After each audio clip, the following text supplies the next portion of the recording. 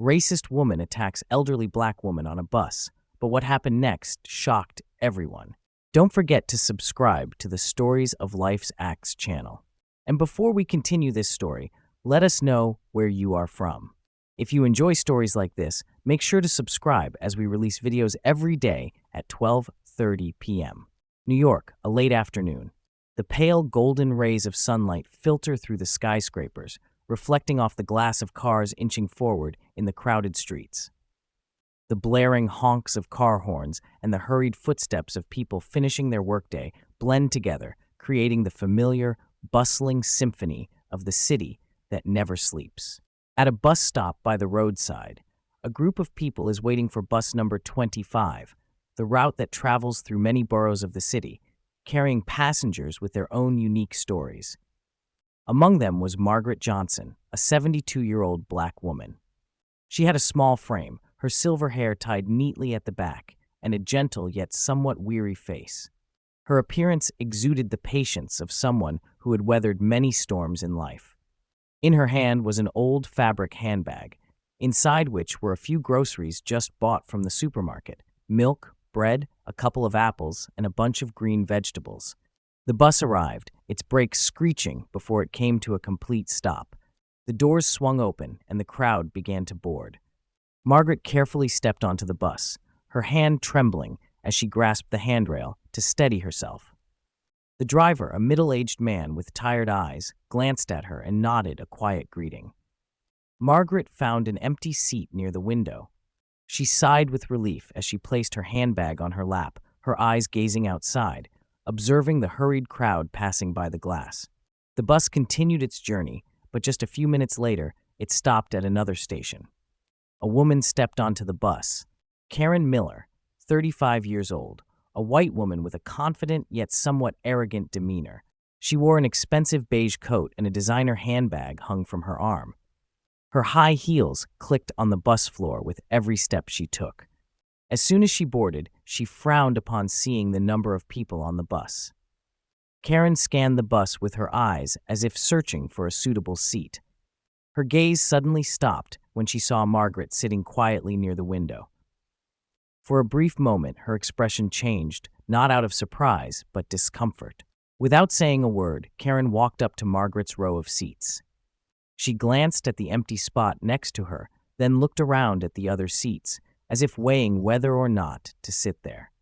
Then, with a sneer of contempt, she crossed her arms and stood in the aisle, refusing to sit down. "Just my luck," Karen muttered, loud enough for those around her to hear. Margaret didn't respond, keeping her eyes fixed on the window. Karen continued to grumble, her tone growing sharper. "It's always like this. These people take up all the space. There are clearly plenty of empty seats, yet they have to sit right in the aisle like this. It is so annoying." The passengers nearby began to glance at her. A middle-aged woman furrowed her brow in irritation. A young man wearing headphones still heard clearly and shook his head slightly. But no one spoke up. Karen kept going. "The buses are getting worse, and now I have to sit with people like this."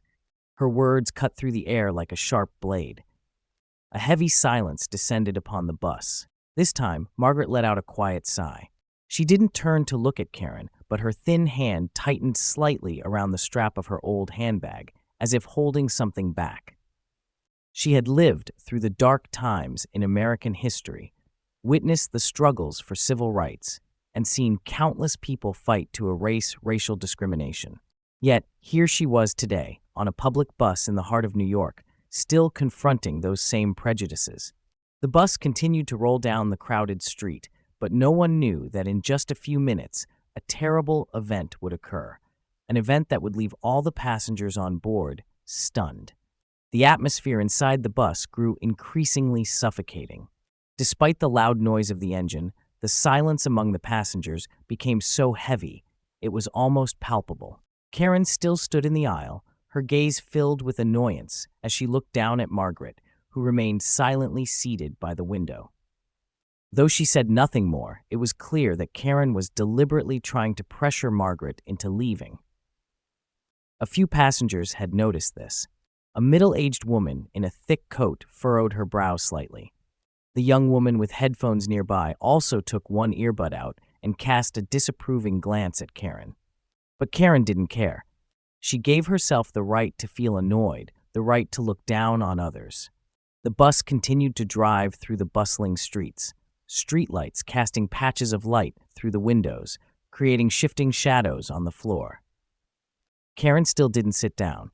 She waited, as if hoping someone would say something to give her a reason to lash out. And then, just as Karen had hoped, a voice rang out. "Can you sit down? You are blocking the aisle." The voice belonged to a white man in his early 40s, wearing a thick green coat, looking tired, but with an expression full of frustration. He was sitting near Margaret, likely having witnessed the whole situation from the beginning. Karen immediately spun around, glaring at the man. "I have the right to stand wherever I want." Exclamation mark, she snapped, comma, her voice sharp, period. The man merely smirked, let out a cold huff, and turned his head to look out the window. Clearly, he was not interested in arguing with someone like Karen. But Karen wasn't done. She turned back to Margaret, this time her gaze no longer one of contempt or mockery, but filled with an inexplicable anger. "You!" exclamation, Karen said, comma, her voice louder, now comma, drawing the attention of more passengers, period.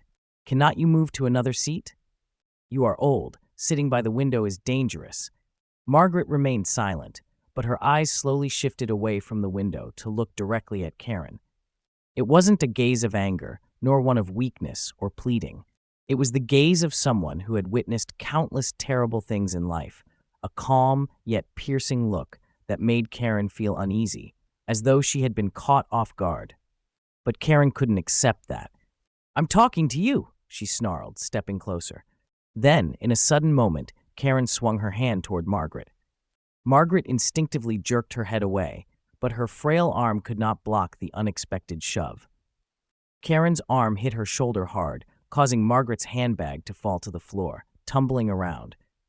Apples rolled out of the bag, scattering across the feet of the passengers. A carton of milk fell, the cap popped off, and milk spilled across the floor of the bus.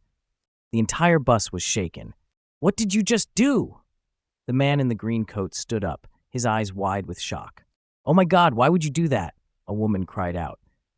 The passengers began to stir, many standing up from their seats, their eyes filled with astonishment and anger. Some even took out their phones to record the scene. Margaret still said nothing. She slowly bent down to pick up her handbag, her wrinkled hands steady and firm. No one could guess what she was thinking in that moment. Karen, who had seemed smug at first, started to waver as she realized too many people were staring at her with disgust. Her confidence began to crack. But perhaps what scared Karen the most was the expression on Margaret's face. It wasn't one of anger or hurt, but a calmness so unsettling it was almost frightening. Margaret slowly raised her head, meeting Karen's gaze. And for the first time during the entire ride, she spoke. "You just made a big mistake, young lady." Her voice was unwavering. It was deep, steady, and carried an invisible weight that made the entire bus fall silent. Karen froze. She wanted to snap back, but the contemptuous words she was so used to saying suddenly caught in her throat. Because in that moment, Karen realized things weren't going to be as simple as she had thought.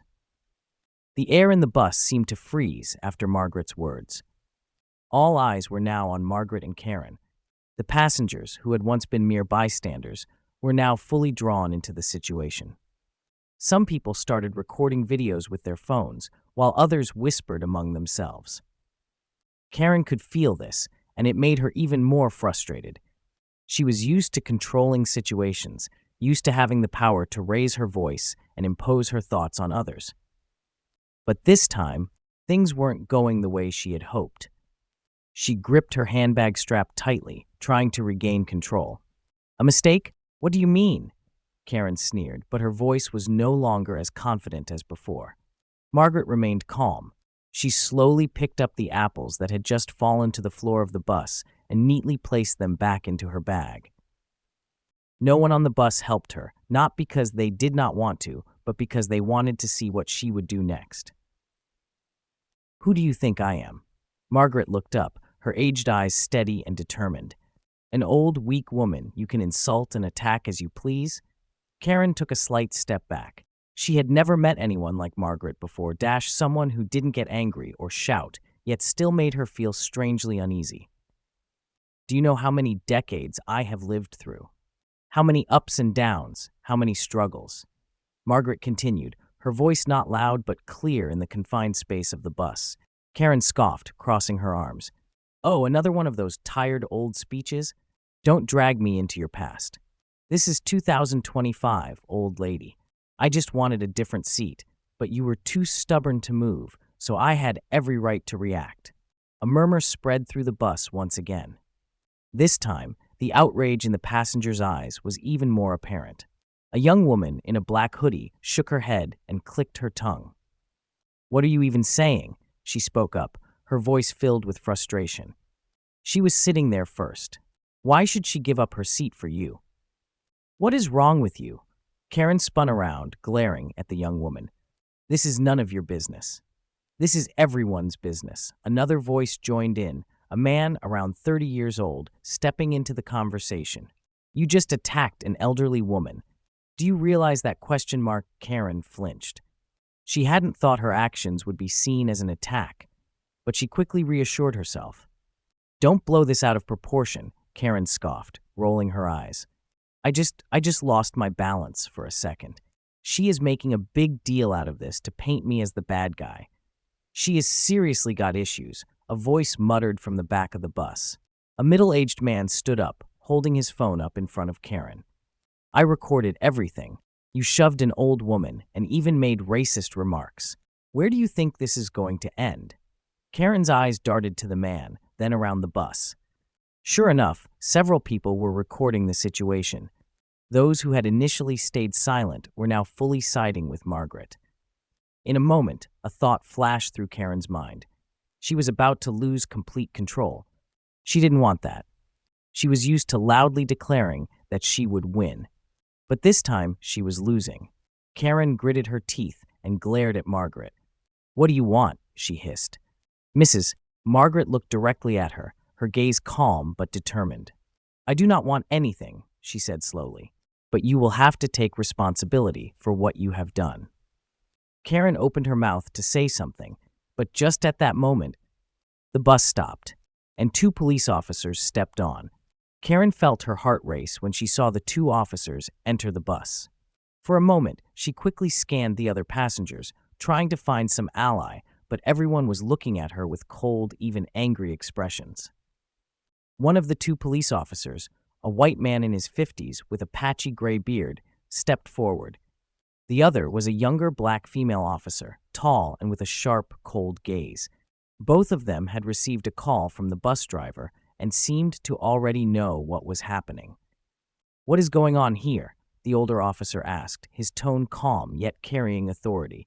Immediately, a passenger raised his phone. I recorded everything. She attacked this elderly woman, the middle-aged man said, pointing at the screen. The officer took the phone and started reviewing the video. Karen felt cold sweat running down her spine. No, it is not like that, she screamed, her voice trembling with fear. I didn't attack anyone. I just reacted because she would not give up her seat for me. Hearing that, the female officer frowned and crossed her arms. What did you just say? An elderly person on a bus is supposed to give up their seat for you. Karen blinked, realizing she had just misspoken. I didn't mean that. But before she could finish her sentence, the older officer had finished watching the video. He turned to Margaret, his tone softer. Are you all right, ma'am? Mrs. Margaret slowly nodded. I am fine, she replied, but I can't let this go without consequences. She turned to look at Karen, her gaze holding no hatred, just the simple resolve of someone who had stood up and fought many times in life. The older officer nodded, then turned his attention to Karen. What is your name? Karen jumped. I do not have to answer you. I didn't do anything wrong. The female officer pulled out a notebook. You are being investigated for harassment and assault of an elderly person. In this state, that is a criminal act. We need to know your identity. At that moment, Karen truly began to panic. She turned to the passengers around her, her voice pleading. Don't you see that I just made a mistake? This isn't serious enough to call the police, is it? But instead of receiving sympathy, she was met with shaking heads. A young man standing nearby crossed his arms and coldly said, "No one makes a mistake like that and insults others the way you did." A woman added, "You crossed the line from the start. Now take responsibility." Karen felt as though the world was collapsing around her. She had never been put in this situation before. Her whole life, she had always believed she was entitled, that she would always be right just because of who she was. But now, in front of so many people, she was nothing more than a despicable person. "Do you have anything else to say?" the officer asked, his voice stern. Karen bit her lip, her hands clenched tightly. She didn't want to be arrested. She didn't want to be filmed and ridiculed online. But she couldn't do anything. After a few seconds of silence, the female officer stepped forward and took the handcuffs from her belt. "You are under arrest for assaulting an elderly person. You have the right to remain silent, but anything you say can be used against you in court." Karen's eyes widened, and she took a step back. "No, I didn't do anything wrong. You can't arrest me. This is a misunderstanding." But with a click, the handcuffs were fastened to her wrists. The bus erupted in murmurs. Some people shook their heads, while others sighed in relief. Margaret remained quietly observant. Karen was escorted off the bus, still shouting meaningless justifications, but no one cared anymore. When the bus doors closed, Margaret gently picked up the last apple from the floor and placed it in her bag, then returned to her seat. She looked out the window, watching as the police put Karen in the patrol car. Then she smiled softly, because she knew justice had finally been served. The bus continued its journey through the streets of New York after the police took Karen away. But the atmosphere on the bus had not returned to normal. Many passengers were still in shock from what had just happened. Some were still looking at their phones, replaying the videos they had just filmed. Others were whispering and gossiping. Margaret sat silently by the window, her hands still tightly holding the bag of apples she had painstakingly bought that morning. Then suddenly, a voice spoke up. "Are you okay, ma'am?" She turned and saw a young girl wearing a black hoodie, the same person who had spoken up to defend her earlier. Margaret smiled gently. "I'm fine, dear. Thank you." The girl smiled back and sat down next to her. "You were really brave. I didn't think someone of your age could remain so calm." Margaret chuckled softly, her eyes thoughtful. "That girl isn't the first one I have encountered with such an attitude. And she won't be the last. But sometimes you realize that true victory does not lie in arguing over who is right or wrong, but in standing your ground without becoming like them."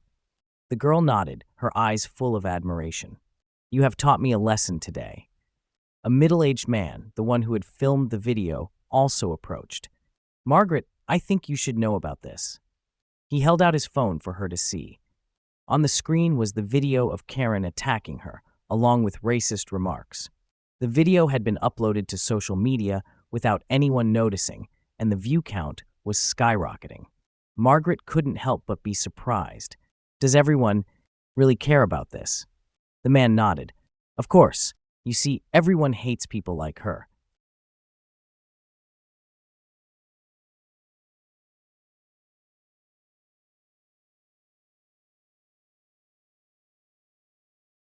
And you didn't just stand up for yourself, but for so many others who have suffered from such injustice. Margaret fell into thought. She had never imagined that a moment on a bus could spread so widely. Meanwhile, other passengers began discussing the video. "I just saw this post on Twitter. She is being called racist Karen now. I saw it too. Some people are saying she has been complained about for discriminatory behavior before." Margaret sighed. She didn't like the idea of public shaming online. But at the same time, she knew that sometimes society needed incidents like this to awaken people. And now, Karen was facing the consequences of her actions. Margaret turned to the young girl beside her. "Do you think this will change anything?" The girl thought for a moment and then nodded. "I think it will make many people reconsider their actions. You have taught the world a lesson today." Margaret smiled. but her gaze was distant, because she knew the road ahead was still long. Karen sat motionless in the back seat of the police car, her hands still cuffed, her breath heavy. She had never imagined that a small argument on a bus could lead to this. Her mind was spinning. I do not deserve to be treated like this. I am just an annoying old lady. Why is everyone turning against me? She swallowed hard, the feeling of fear beginning to creep in. But that fear quickly turned into utter shock when the officer in the front seat received a message. He glanced at the screen and then raised an eyebrow slightly. "It looks like you are becoming quite famous, Miss Karen." Karen frowned. "Famous?" She leaned forward, trying to see the officer's phone screen. And her heart seemed to stop. Her name was flooding social media. "Racist white woman on the bus. Dash here's what she did!" Exclamation. "Racist white woman on the bus. Dash here's what she did!" Exclamation. "Karen assaults elderly black woman and faces harsh consequences, period. Shocking video, colon. A white woman humiliates an elderly person and the immediate fallout!" Exclamation. She gasped. No way. Her cuffed hands clenched into fists as she desperately tried to find a way to deny the reality. But her nightmare was far from over. At that moment, her phone, now confiscated by the police, began to buzz incessantly.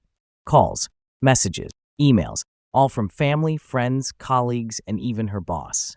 The female officer in the front seat shook her head slightly. "I guess your company knows about this by now." Karen froze. She worked for a large real estate firm where personal image had a huge impact on professional reputation. If her boss knew about this, if clients knew about this, it would be over. Karen tried to breathe, attempting to calm herself. "It is fine. It is fine. I will explain to everyone. I will tell them it is just a misunderstanding." But just then, a message from her company popped up on the screen. The officer glanced at it and then looked back at her with a meaningful expression. "It looks like you are going to need to find a new job." Karen felt as if the world was collapsing before her eyes. Elsewhere, inside a small apartment, a middle-aged man sat in front of his computer screen. He had just watched the video of Karen on the bus, his face pale. Because he was Karen's father. He couldn't believe his daughter had behaved like that. And he knew this would not be easily forgotten. In another part of the city, Karen's friends were also discussing the incident. "I used to hang out with her, but now I am disgusted. We cannot keep defending someone like this. Karen has ruined her life." One of her close friends typed a message. "Karen, I think you should stay away from us for a while." When Karen was brought into the temporary holding cell at the police station, she had lost everything and still could not realize that her own actions were the cause. Karen sat motionless on the hard chair in the holding cell, her lifeless eyes staring blankly at the floor.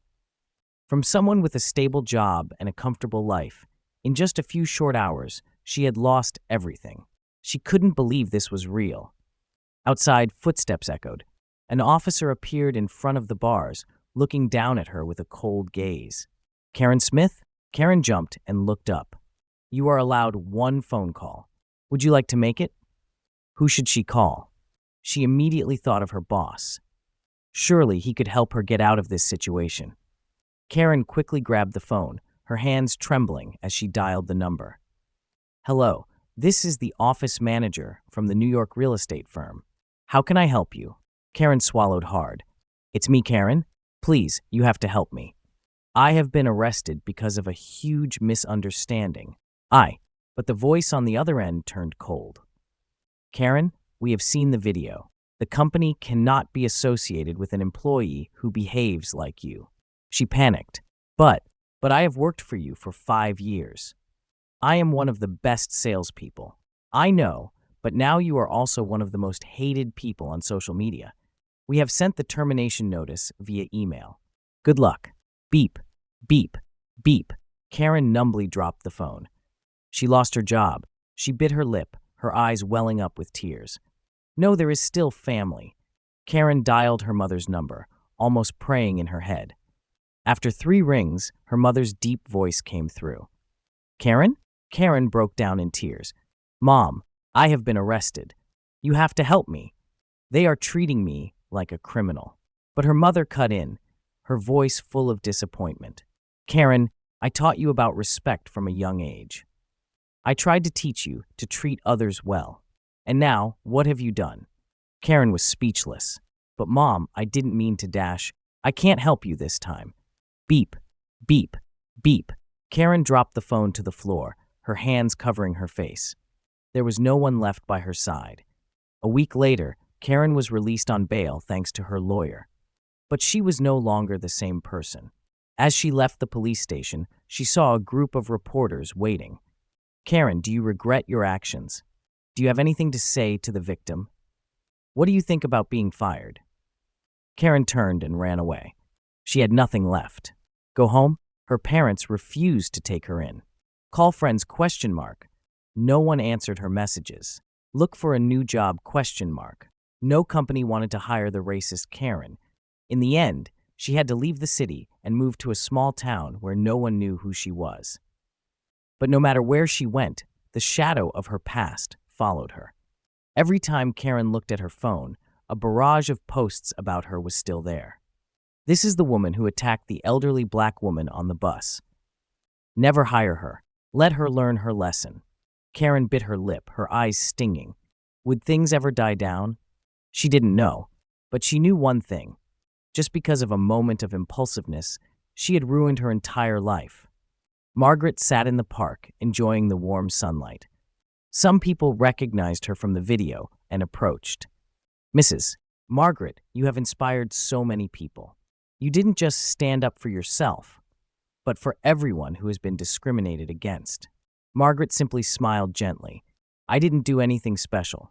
I just chose not to let hatred control my life. A little girl ran up to her, holding a drawing of Margaret with the words, "Be kind to each other." Margaret took the drawing and her heart warmed more than ever. Even though people like Karen may exist, as long as there are kind-hearted people, there is still hope in this world. Thank you all for watching until the end. If you enjoyed the video, do not forget to subscribe to the channel and turn on notifications so you never miss out on the best stories. See you in the next one.